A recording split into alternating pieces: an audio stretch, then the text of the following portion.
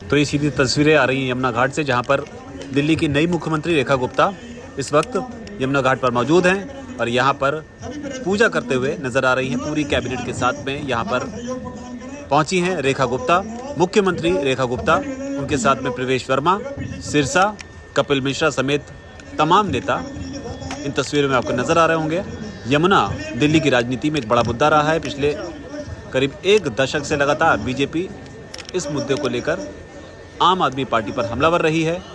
कई मौक़ों पर यमुना के वीडियो जो हैं वायरल हुए हैं, जिसमें दावा किया गया है कि आम आदमी पार्टी इस मुद्दे को ठीक से हैंडल नहीं कर पाई।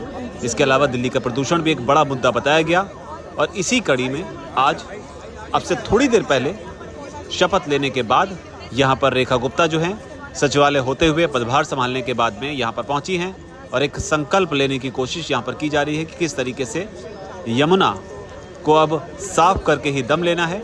यमुना एक बड़ा मुद्दा बीजेपी के लिए भी, जो संकल्प पत्र बीजेपी की ओर से जारी किया गया उसमें यमुना को बेहद प्राथमिकता दी गई। प्रधानमंत्री मोदी भी कई मंचों पर यमुना को लेकर न सिर्फ आम आदमी पार्टी पर और केजरीवाल पर हमला करते हुए नजर आए, लेकिन अब यहाँ पर बीजेपी के पास मौका है कि किस तरीके से वो ये साबित करे कि जिस बात को लेकर तमाम रैलियों में प्रधानमंत्री और तमाम बीजेपी के नेता बोलते रहे, अब उसे करके दिखाने का वक्त आ चुका है।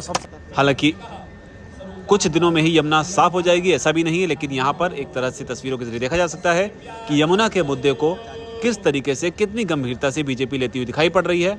जहाँ पर पदभार संभालने के पहले दिन ही यमुना के घाट पर अपनी पूरी कैबिनेट के साथ रेखा गुप्ता पहुंची हैं।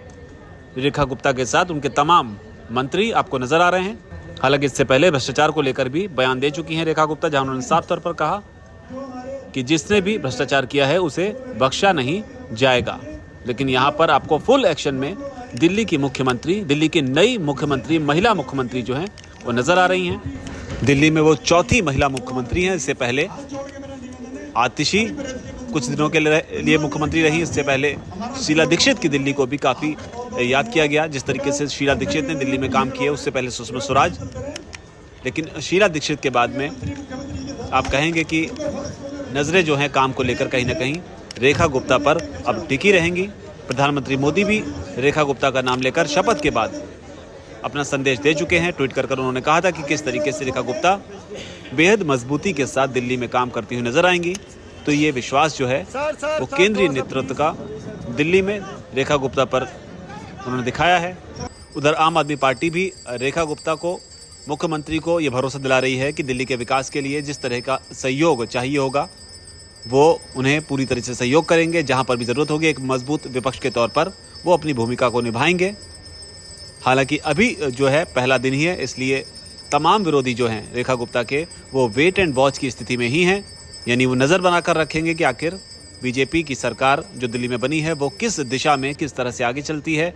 और इसके बाद जब मौका मिलेगा तो बहुत हद तक मुमकिन है कि टकराव की स्थिति भी आपको देखने को मिलेगी। लेकिन फिलहाल ये तस्वीरें आपके सामने यमुना से, यमुना घाट से, जहां पर रेखा गुप्ता विधि विधान से पूजन करती हुई दिखाई पड़ रही हैं। उस संकल्प को एक तरीके से तस्वीरों के जरिए प्रदर्शित करते हुए कि अब यहां से बीजेपी मिशन मोड पर काम करेगी। हालांकि ये मिशन किस तरीके के नतीजे लेकर आएगा इस पर भी सबकी नज़र होगी। वो भी तब जब प्रधानमंत्री मोदी खुद अपने भाषणों में, जीत का जो भाषण उन्होंने दिया था बीजेपी की जीत के बाद, तब उन्होंने यमुना को यमुना मैया कहकर संबोधित किया था। तो यहाँ पर यमुना मैया को उसी तरह से शपथ के पहले दिन ही जो है रेखा गुप्ता नज़र आ रही हैं कि किस तरीके से वह अपने संकल्प के साथ उन्हें अपनी सरकार चलानी है और दिल्ली में आगे बढ़ना है। और दिल्ली वालों के भरोसे पर वो कितना खरा उतर पाते हैं, ये चुनौती भी रेखा गुप्ता के सामने और उनकी पूरी टीम के सामने अब दिल्ली में बनी रहेगी। क्योंकि एक